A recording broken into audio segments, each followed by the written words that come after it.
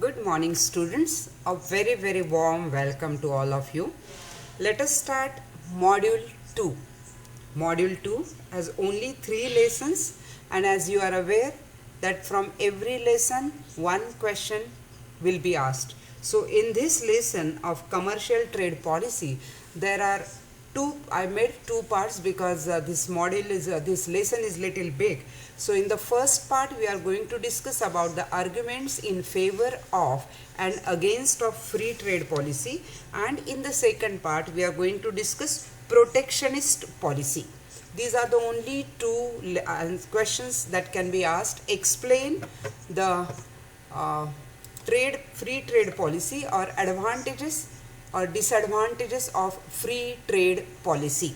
These are the only two questions. Arguments for and against free trade policy and arguments in favor of or against in protectionist trade policy. So let us start the first point, arguments in favor of and against free trade policy.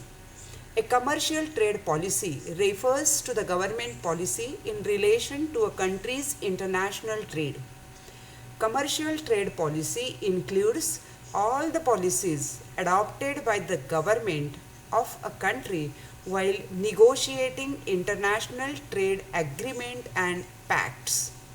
Commercial trade policies are implemented through tariffs, import quotas, export constraints, export subsidies, import substitution, subsidies to domestic producers, and policies toward foreign investment. Following are some of the primary objectives of commercial trade policies. Number 1, to increase the volume of trade with other countries. Number 2, to promote and encourage export.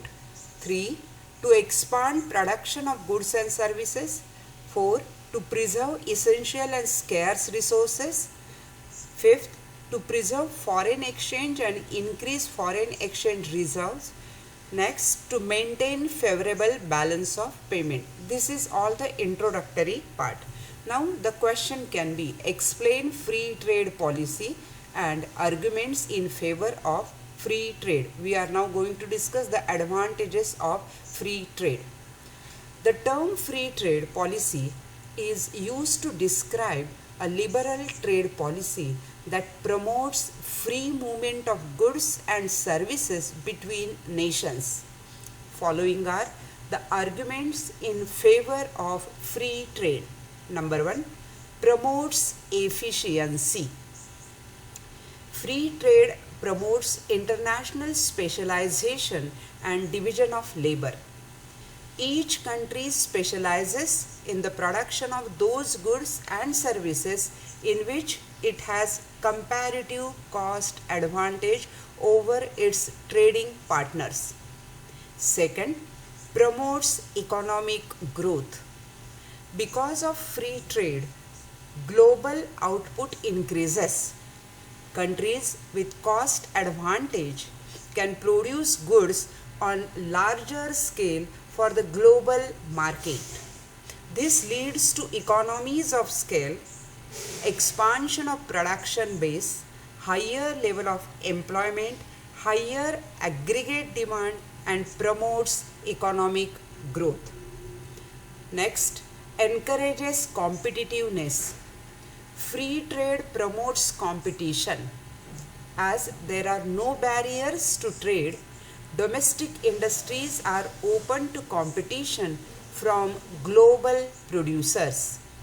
Free trade encourages technology sharing among countries and promotes innovation. Next, reduce prices.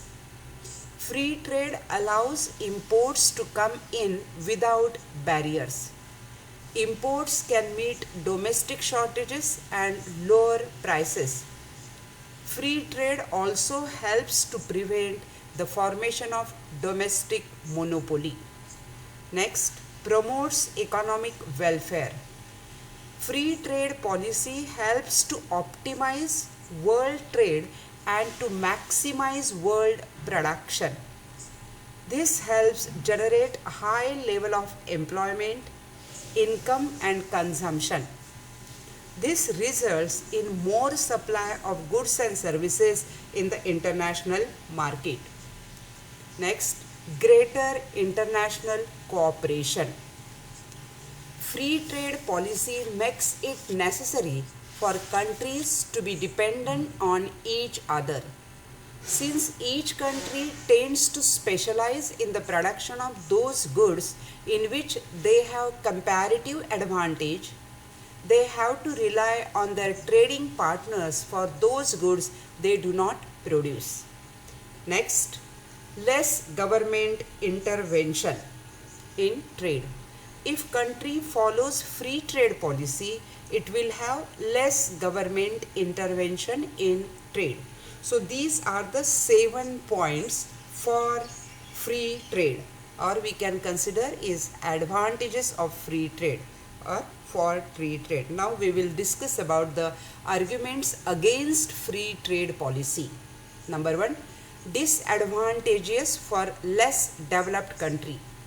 Free trade is generally advantageous to the developed countries, but less developed countries who do not have access to advanced technology cannot effectively compete with foreign firms and find it difficult to survive. Next, destruction of domestic industry. Free trade can lead to dumping and destroy domestic industries. Severe competition may develop between domestic and foreign producers. Next, unbalanced economic development. Free trade promotes international specialization. So, countries tend to produce only few products and neglect the production of other products. Next, dangers of over-dependence. Free trade makes countries more dependent or over-dependent on each other. So, in case of any problem in any country, it is trading partner that will get also affected. Over-dependence can also lead to political dominance of more powerful countries. Next, dumping of foreign goods.